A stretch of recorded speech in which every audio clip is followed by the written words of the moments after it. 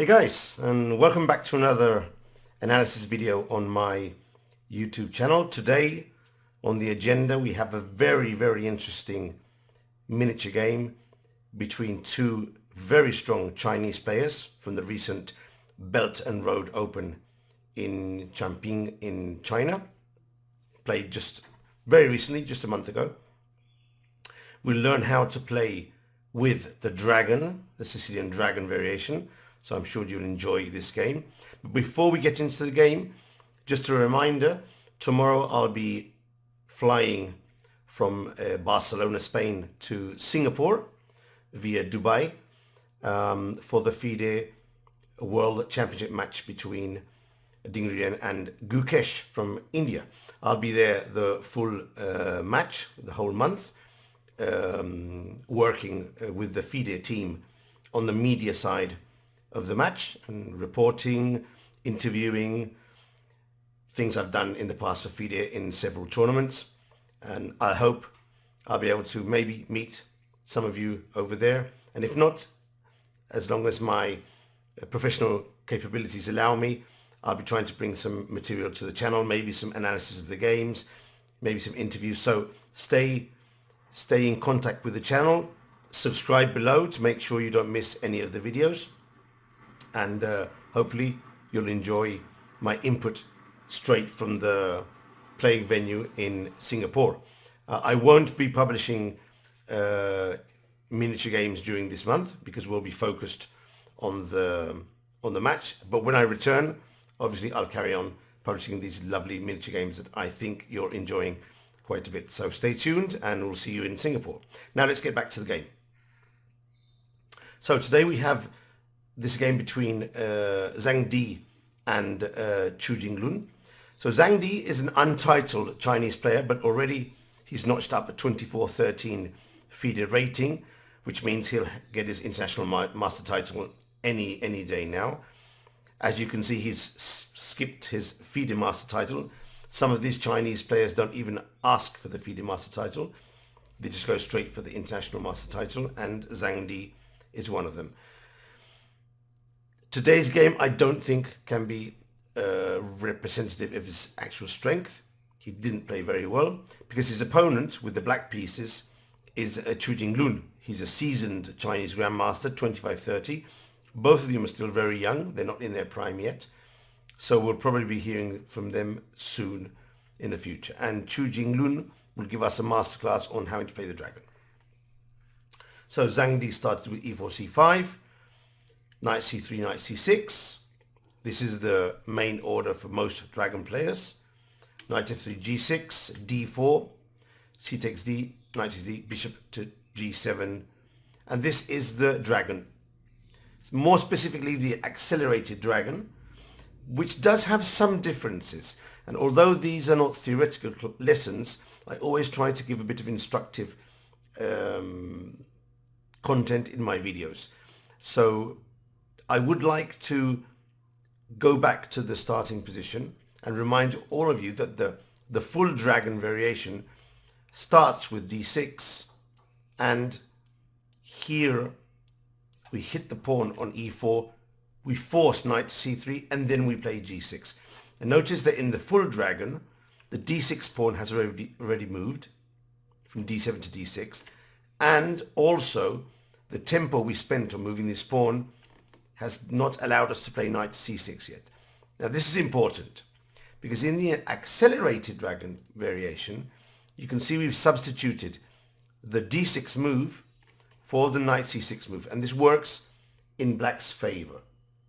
Of course, nothing is free in chess, and if you go for the accelerated dragon, first of all, they can play the Rosolimo, and second, they can play the fearsome Maroczy variation, which you won't get in the normal dragon, because in the normal dragon we play knight to f6 first, hitting the pawn, and therefore white has to put the knight on c3 before moving the c-pawn. So they're very related. Many times they transpose to the normal dragon, but there are some small differences. Going back to our main position, after bishop to g7, the knight on d4 is hit. So Zhang plays bishop to e3. knight to f6, and here white has to decide which road he wants to go down. He can either go for bishop to c4, castle, and bishop to b3, trying to get in f3, queen d2, and long castle. But normally black doesn't allow this by playing queen to a5 or other such moves. This is one option. And the other option is to go bishop to e2 and castle on the short side, which, as far as I remember, theory says is more or less equal after d5.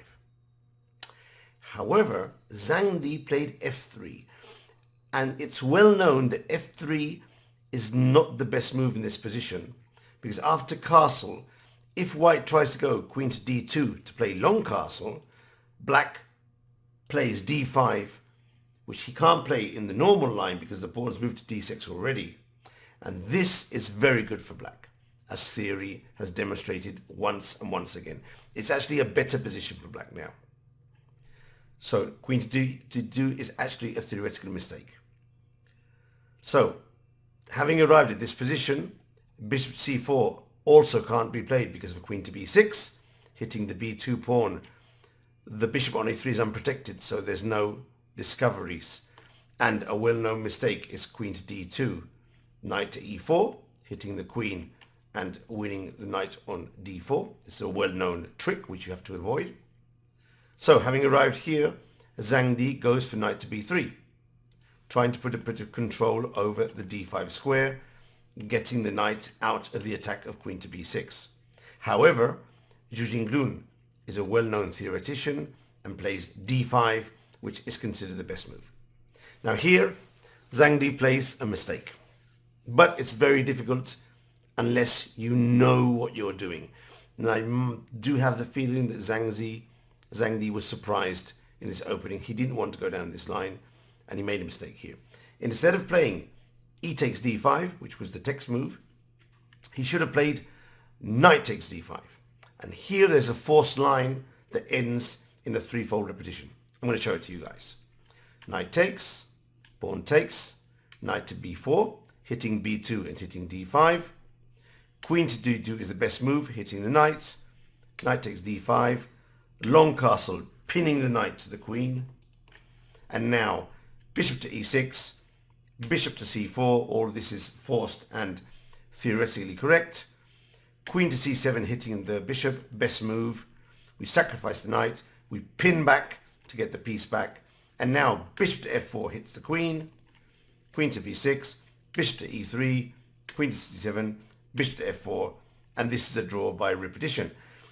And as far as I know, both players have to accept this position, because if not, whoever steps out of the theoretical line ends up worse. So this would be a draw. However, Zhang either didn't know this or was confused, and he played pawn takes d5, knight to b4, bishop to c4, trying to hang on to the pawn, and now b5. And already here, black has taken over the initiative and is already, according to the engines, already slightly better. We deviate one of the pieces of d5, get the pawn back, and now we're playing for the initiative. We hit the bishop, we hit the pawn. Now Zhang played bishop to d4 here, which is a good move. And I think that maybe Yinglun didn't play the best move here. He played a very natural move, a very logical move, but maybe not the best. He played bishop to a6, which hits the knight, and moreover controls the f1 square, preventing white from castling. Of course, here white should have played a4, protecting the knight, and the game goes on. Black obviously has a very good compensation for the pawn, but it's still a game. Now, instead of bishop to a6, the computer suggests e5, bishop to c5, and now there's no time for rook to e8, because knight to d6 hits the rook and hits the knight. So this would be a mistake. But here, black has the wonderful bishop to e6. And this is why I wanted to show you this game. You're getting the idea of how we have to play the dragon. No problem in sacrificing the exchange, because now there's the threat of queen to b4, there's the threat of knight to e3, there's the threat of rook to d8, bishop to h6. Black has wonderful compensation for the exchange. For example, after castling, knight to e3 already recovers the exchange with the pair of bishops and a wonderful position. According to the computer, white's best move is queen to e2, and here we would play knight to f4, again with very good compensation, threatening a check, threatening the pawn, bringing the rook in, some e4 afterwards, opening the bishop. This is very, very good compensation. Anyway, Yinglun didn't play e5. He played bishop to a6, as I said before. Bishop to g7, king to g7, and as I mentioned before, a4 was the move to be played here. a4, black goes knight e3, and after the exchange of queens, black gets his pawn back. There are some chances of holding this position in an ending. For example, this line seems to go towards a more or less equal ending. However, instead of that, white played, from my point of view, the decisive mistake. Instead of going a4, he played queen to d4 check, probably thinking on the lines of king g8, long castle, and give the knight for the other knight. That would be more or less okay if it wasn't for the move e5. Fantastic move. Queen takes pawn and f6. And now rook e8 is a threat. The knight is hanging on b5. White is in big trouble now. Queen to d4. The computer suggests that the best move here already is queen to e8, king to f2, and to pick up the knight free of charge. It's weird that Yinglun didn't do this move. He played rook to e8 check, and now bishop takes b5. Maybe he overlooked c4, or maybe he saw that c4 wasn't working and just chose rook to e8. Impossible for me to know, although a grandmaster, I have to assume that he did see c4 and understood that it wasn't good enough. Bishop takes pawn, queen takes, rook to c8, and now this king is about to be checkmated. For example, queen to d4, we check, and we just drop back with the knight, and after the exchange of queens, we pick up the knight, and we have an extra piece in a very simple one ending. Zhang played knight to c5, trying to find some trickery. Knight to e3, hitting the queen, threatening queen to d2. And now, for example, queen to c3, take, check, check, and here we have the classic king hunt, which will end up in checkmate. No problems there. Zhang tried knight to e6, but this doesn't work either.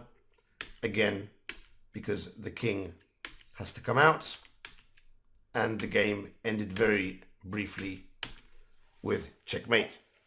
So, as you can see, Yinglun teaching us with this game, a classical game, how to play the dragon, some very cool tactics and ideas in this accelerated dragon variation, which if you want to play the dragon, you really need to look at this game.